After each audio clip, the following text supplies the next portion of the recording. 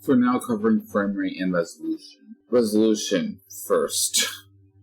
Because frame rate, that's a whole other thing. Anyway, resolution. Literally, everyone already knows pixels count, so on and so forth. If you're an Apple user, you know something called Retina display, which is technically a terminology that they coined up, but what they're actually trying to describe is an optimal viewing distance, aka you cannot distinguish anything better than whatever it is. So technically they were kind of wrong because they are claiming it as between 250 and 300 when it's actually around 220 to, sorry, not 220, 320 to 350 PPI. So they're actually a little bit underneath. I don't know why. So, marketing. What do you expect? Otherwise, aside from the Apple thing, going to the actual, like, Apple has their own marketing thing that I have to dissect and explain definitions. Other than that, going to the actual tech industry and tech standards and everything, because Apple doesn't follow any of the tech standards at all. I can show you charts. They don't follow any of them. Anyway, so PPI is essentially saying the pixel density, and that's it. With pixel density, there's one of the those tabs that actually shows the pixel density and it gives optimal viewing distance. Why should you even care? I am not doing the whatever you think I'm doing. The measurement is like I'm around 5'10". Let's say I'm 6 feet. I'm not 6 feet, by the way. This would be like what? 2.5, maybe 3 feet. 2.5, if you want to say 2.5, because 2.5 and 2.5 plus the shoulder length and everything is another whatever. So that, you know what?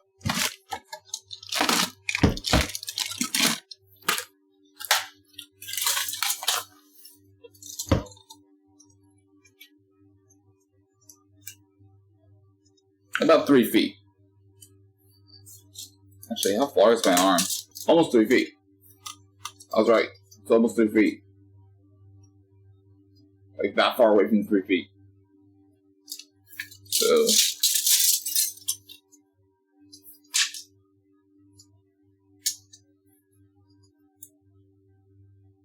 Yeah, 2 feet 6 inches. So, yeah. Anyway. With 3 feet away from a 4K monitor, I am at the optimal viewing distance. With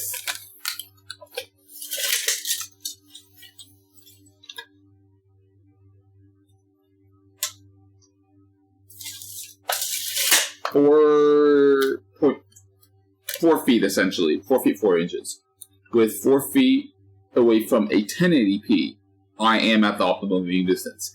If my 1080p was a 4K, there would be no point because even if it's 4K, oh yeah, it's so crisp, so good, it's so beautiful and everything. The PPI is perfect and all other stuff. Doesn't matter because at a certain point, once I go beyond this distance, which is I think like 3 feet 6 inches ish, 3 feet 6 inches, maybe 8 inches. Give me a second. This is like how far I am when I game. Never mind. 3 feet. I overestimated a little. So, about 3 feet away from it, I'm actually at the optimal viewing distance of this. If it's 4K, I'm not going to notice a resolution clarity. This, because I'm like this and I lay back and all that stuff, I'm actually able to notice 4K and everything. Now the difference between display resolution, as in like 4K and everything, and clarity / contrast, that is a LCD? Technically it's LCD with the LED backlit, whatever. We'll call it LCD. This one is I think it was an IPS. I think LCD and IPS. Either that or LED. Don't remember. I'd have to look back up on my freaking Amazon cart or whatever. My point was, the technology within it allows the contrast between that one and this one to be different. Blacks are not as dark. It's also not as color accurate. I only got that one for gaming. It's 144 hertz. So the color accuracy is like I think it was like 85 DCI3, or basically a 95% sRGB. It was either 95 or 87% of sRGB. I really didn't care for the color accuracy. I was going for 144 hertz, and it was pretty cheap. $300, yeah, $300 as well. 4K, DCI 3. I think it was a 95 or 98%. I tried to get to 100. I tried to. $300. Both of them $300. One's 4K though. Why? 144 hertz versus color accuracy. One is meant for gaming. You don't care for color accuracy of games. Content consumption. Difference between the two. Point in all this is there's a difference in resolution and the way that the colors are displayed, how accurate things are, and how well things are actually shown. There is a point beyond 4K. 8K. If this thing was further back... Actually, no, my bad. Other way around. If this thing was closer, or in the same position, if it was an 8K, it would still be optimal viewing, because it is now a higher resolution than the viewing distance that I would be seeing. Being right here, 8K would be worth it. Completely worth it. Because I would actually see all the detail.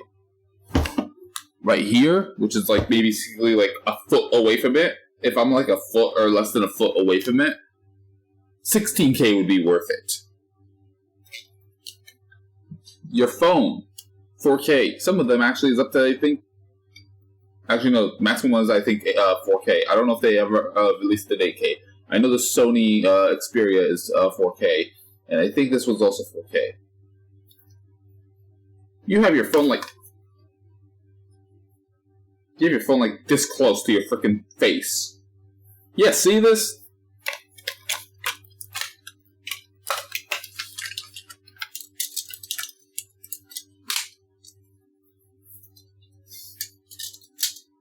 That's ridiculous. Actually, how close is that?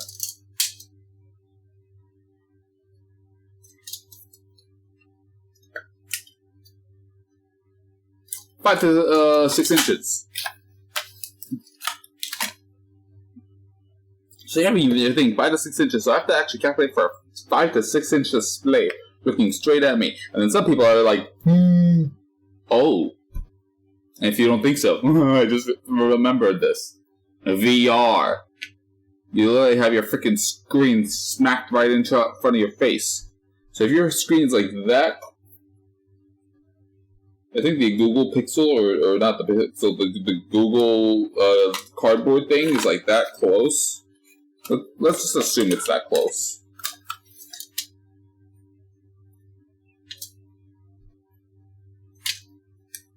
It's like 3 or 4 inches. Yeah. 16K. At that point, having it split in half, 16K across both of them, it would make sense. Actually, between 8 and 16K. It's because you're actually having it so close to your face, you will notice it. Optimal viewing distance. Like I said, 2 inch. Actually, that's 2 feet.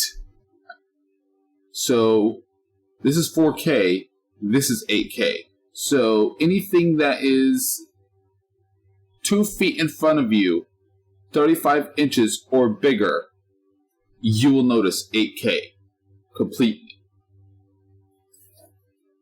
And actually, with that chart,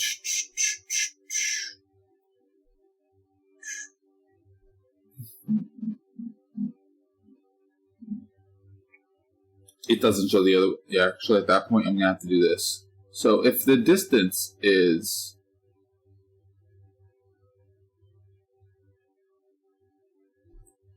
still, yeah. If the distance is 2 feet in front of you, a 14-inch screen will feel the same as a 12. It being 12 feet away from you, and an 86-inch screen. It's about the same.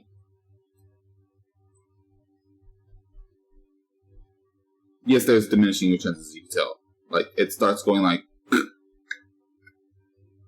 but you still see the numbers going down. After 2 feet, no one really does anything beyond that, because this is mostly meant for TVs. I'm scaling it so far down to a point where it's even equivalent to phones. Yes, some people have like it this far or whatever and watch it. Most of the time, playing games, doing whatever. How close is this? Like, come on. Be reasonable. Multiple things for them viewing things. Like this is what I was trying to explain. It's the same thing. Sam, do whatever is needed for you. Just make sure to calculate your stuff. Now, to frame rate. This is a complicated one. The human eye can perceive 1,000. That seems like a lot. I said they can perceive. I didn't say distinguish. The human eye can perceive 1,000 FPS. It cannot distinguish more than 500 FPS. There's a difference. How is this even tested, and where is my claims from? Fighter pilots. Fighter pilots, they were actually shown a single frame, like a 500, the actual monitor or display, whatever they were used, was able to refresh at 500 times per second. A little bit more than that. And with that, they actually showed a model of a jet or an airline. I forgot what it was. I think it was like some sort of jet thing. By them showing that jet thing, whatever it was, for a single frame out of the whole entire 500 frames or whatever it was. I don't remember exactly what frame rate the monitor was actually running at. But they were basically saying that with the fighter pilots, one frame out of all that, they were able to distinguish the make, the model, and everything else that is needed as to be the whole. They couldn't tell you the serial number, obviously, but they were able to tell you, like, oh, it's an F-15. Oh, it's a F-13. It's a Lockheed SR-71 Blackbird. Whatever. They were able to tell you the make and model of the actual plane itself with one frame out of 500. And it was only shown for a single frame. They are able to distinguish one frame out of 500. You could perceive 1,000, though, but you cannot distinguish 1,000. There's the difference. Now, if marketing ends up going high and everything else, that's a different story. But why then are they not doing that? Oh, why aren't they doing a 500 FPS movies and everything? Yeah, expensive that would be. But every single frame counts in the production industry. What is the amount of frames that it can have where you can give the illusion that it is actually a motion picture type thing? You do one of those little parasol. I think it's a parasol.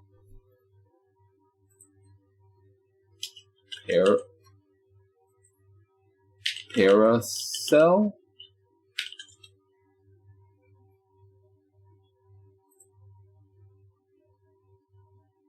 Not a parasol.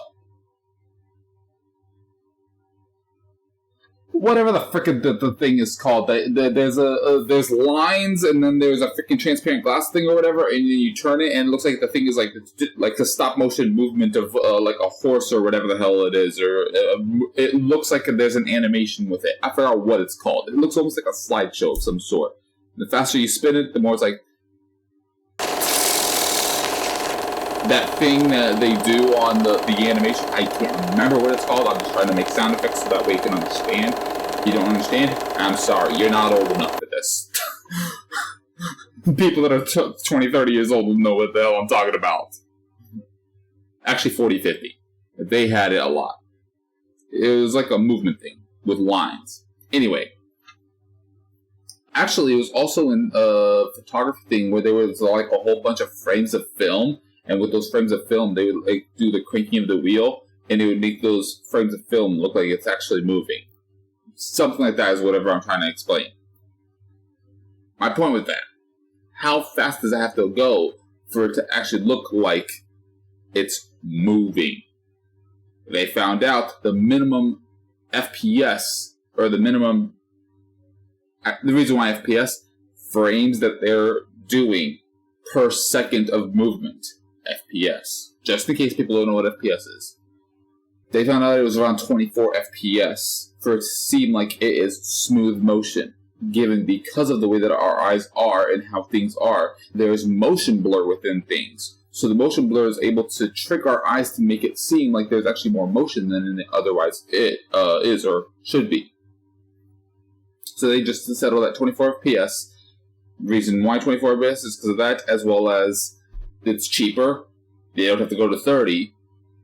That extra 6 FPS adds up on a whole entire full-length movie. Some films actually do go beyond 24 FPS. Gemini Man went to 48 FPS. The Hobbit went to 48 FPS. Avatar, I think, went to 48 or 60 FPS. There's actually a couple movies that have done beyond the actual state of 24 FPS, but there's certain moments and certain reasons for those things. Note, if you have something at 60 FPS, you're getting half the amount of profit as you would if you did 30 FPS.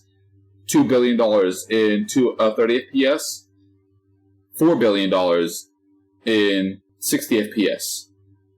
It's the same crap. Because if you take 60 FPS, divide it in half, that's 2 billion. You basically used the same thing. Now, take it even a step further. 2 billion and 2 billion, 60 and 30. You basically are saying each frame of the 60 FPS is worth half as much as the 30 FPS. You can kind of see why the film industry kind of went for lower FPS at that point. So each frame could be worth it. That's why it's called cinema. It's a cinema frame rate. There's also cinematography and everything else like that, but the cinematic frame rate, it's because of that. 30 FPS, video games. 60 FPS, your fresh rate of your monitor. If it's so, it doesn't matter and everything. Why do you have a 60 FPS monitor then? Huh? Why not 30 FPS monitor? CRT TVs basically with 30 FPS, actually a little under 30 FPS, but whatever. So, why not go lower? Oh, but it looks nice and everything. It feels smooth. Exactly. Smooth. The higher your FPS, the smoother it will feel. The smoother that motion will feel, and the more the times your mouse will refresh on your actual monitor. Hence the 144, 360, 390, 240, so on and so forth. FPS, it's smoother for us. Once you go that high, it's hard to go back down. That's all it is. It's really relatively simple. Just people have a hard time comprehending it. Console people eventually were saying, oh, you can't go hard. Now that they have that 60 FPS, oh, we can't go any more than 60 FPS, so human eye can't distinguish more than 60. It's kind of sad that people think the limit of the FPS is limited based off of their experience, rather than what science and education and knowledge has shown. Just because I cannot see it means the whole world cannot see it as well. Why? So, a lot of people have only noticed 60 FPS, 30 FPS, and 24 FPS, so they think that, oh, it's only this. Have you seen the other stuff? Have you been able to experience the other stuff? Everyone that has experienced it has said, no, we can tell the difference. Once we saw that TV's a little bit different though, kind of. Because they have a little bit of trickery. There are TVs out there claiming 960 FPS or refresh rate. It is not actually truly 960. What they do is actually 120 FPS at max, if that. Then they add on top of that a motion blur on top of it to make it seem like it's like 240. And then beyond that 240, then they add backlight strobing so that way it can trick your brain to make it seem like it's even more FPS. So it doubles, if not triples, that FPS from 240 to 600 and whatever the hell they claim, or even higher because of how they flick the black backlight and make it seem like it actually is way higher than it actually is. So TVs is a little bit different. TVs is more of just software trickery to fool your eyes and your brain to thinking that it actually is higher than it is. Do it on an actual monitor, you will notice the difference on a monitor. Monitor doesn't really have any of that trickery. Kind of. They also have ghosting. If it's undervolted, if it's overvolted, if it's underscanned, if it's overscanned, based off of that type of stuff, it's also having ghosting effects or other types of effects. We are struggling as technology to produce those refresh rates. It's not that we can't perceive them, it's just that our technology is not peak enough for us to actually produce whatever high bandwidth and high consumption of how it refreshes to be able to keep up with whatever technology, the displays, and everything else is going. So it ends up creating a whole bunch of other problems. Each one has their own problems. Each industry has their own thing. We know what the limit is. If it didn't exist, if there was no reason for it, if there was no purpose for it, it would not be created. That's why there's $50,000 cameras out there. Red cameras. AR camera? I forgot what the 8. Give me a second. But it's something more expensive than red. You know what? You will not convince me to buy this. Yeah, my memory is actually that good. It's the Alexia, or whatever the hell it is. I don't know how to pronounce that brand. That camera, stupidly expensive. But there's a reason for it. He noticed that there's an actual clarity, a contrast, a depth, a picture. There's less grain in the actual image. So many other things in that one camera. So if there is no purpose, if there is no technological reason, advancements, so on and so forth, they're not going to make it. There's not going to be a purpose for it, so why would they even invest into it? So you can listen to all the jibber jabber of all these other people saying, oh, you can't, oh, you can't. Let's just say you guys are right. Let's just say you can't. Even if you can't, that's not going to stop the industries from making it, because they're still going to make a profit off of it. And why would they make anything that they're not going to make a profit off of it if there's no purpose, if you actually can't? Are all industries scams at this point? 1080p is a scam at this point? Like, think. Like, logistically, marketing-wise, and investment-wise, why would you make a product that scientifically doesn't work if there's no purpose for it, if there's not going to be a market and a supply and demand for it? Makes no sense. So there obviously is a market for it, there's obviously supply and demand for it, and obviously people can actually tell the difference. Otherwise, it wouldn't be bought. Otherwise, we wouldn't have this beautiful content that you see in front of your screen, so on and so forth. Come on. Critical think, please. So, yeah. That's basically all I have to say. Between those two things, I can go on and on about all the different topics. I can go into the console wars and everything. Actually, I'll put console wars as a different thing. By the way, none of them are better. I'll probably put this in the link in the description. So you can actually do the calculations for yourself for your own TVs. It doesn't go for phones, though. I need to probably see if I can find one for phones. But, yeah. Don't go off the masses. Don't be sheeple. Don't go off of bandwagon effect. Or bandwagon fallacy. Think and critically think for yourself. Let math, science, among other things, become the foundation for your understanding so you can actually learn and think for yourself. Science. Why science above any other thing? Science is not the only, but one of the only things that can be tested, and you do it yourself, and you can duplicate it yourself, and it'll work for you. If I do science right here, and I claim that it's pseudoscience or whatever the hell it is, but it works, and it actually is proven, it can be tried to over and over again, and it actually does work, and you can do the same thing as whatever I just did, that's called science. It doesn't matter if I claim it as pseudoscience or not. Baking soda and vinegar has a reaction. Oh, that's actually easily science class and everything. Baking soda and vinegar. This foam is an amalgamation of whatever, and I created it into a pseudoscience type thing. The actual reaction, you can still recreate it. So that's still science. That's why I have those as foundations. Not some bullshit of whatever freaking bandwagon or anything other people say or anything like that. It's tried, true, and tested. Through the test of time. Think for yourself.